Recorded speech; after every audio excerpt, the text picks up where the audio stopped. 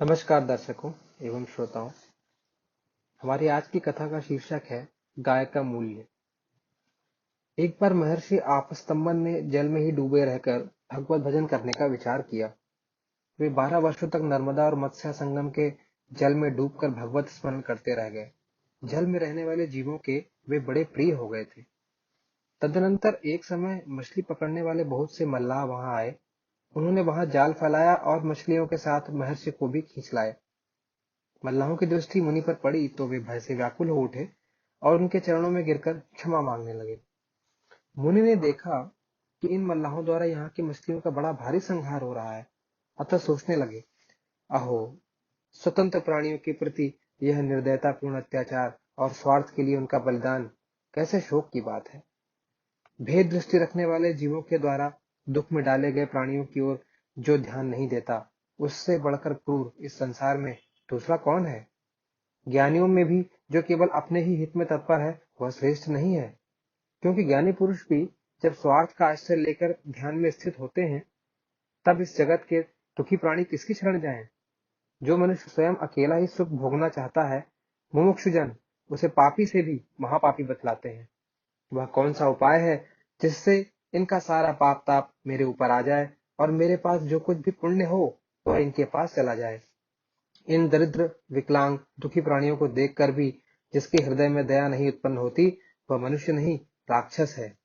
जो समर्थ होकर भी संकटापन्न भय विह्वल प्राणियों की रक्षा नहीं करता, वह उनके पापों को भोगता है। इसलिए जो कुछ हो, मैं इन मछलियों को दुख से मुक्त करने का कार्य छोड़कर मुक्ति को भी वर्ण नहीं करूंगा। स्वर्गलोक की तो बात ही क्या है। इधर यह विचित्र समाचार वहां के राजा नाभाग को मिला। वे भी अपने मंत्री पुरोहितों के साथ दौड़े घटना स्थल पर पहुंचे। उन्होंने देवतुल्य महर्षि की पूजा की और पूछा, महाराज, मैं आपकी कौन सी सेवा करूं। आप स्तंभ बोले, राजन, ये मल्लाह बड़े दुख से जीविका चलाते हैं।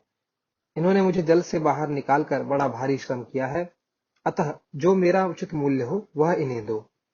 नाभाग ने कहा, मैं इन मल्लाहों को आपके बदले 1 लाख स्वर्ण मुद्राएं देता हूं। महर्षि ने कहा, मेरा मूल्य 1 लाख मुद्राएं ही नियत करना उचित नहीं है। मेरे योग्य जो मूल्य हो वह इन्हें अर्पण करो। नाभाग बोले, तो इन निषादों को 1 करोड़ दे दिया जाए या और अधिक भी दिया जा सकता है।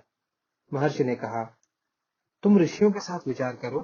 कोटि मुद्राएं या तुम्हारा राज्यपाट, यह सब मेरा उचित मूल्य नहीं है।